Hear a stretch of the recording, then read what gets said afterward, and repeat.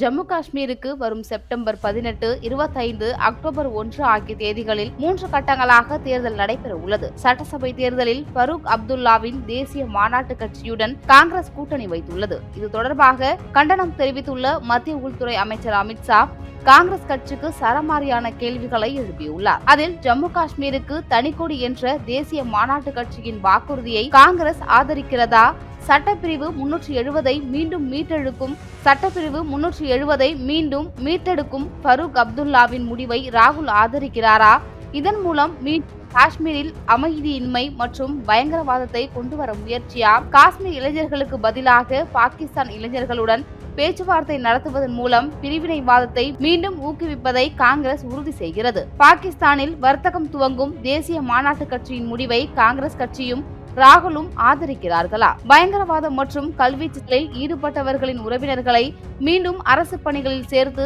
பயங்கரவாதத்தை மீண்டும் கொண்டுவர காங்கிரஸ் முயற்சிக்கிறது. தலித்துகள் உள்ளிட்ட சமூகத்தினருக்கான இடஒதுக்கீட்டை முடிவுக்கு கொண்டு வந்து அவர்களுக்கு அநீதி இழைக்க நினைப்பதை காங்கிரஸ் ஆதரிக்கிறதா என்றும் அமித்ஷா சரமாரியான கேள்விகளை முன்வைத்துள்ளார்.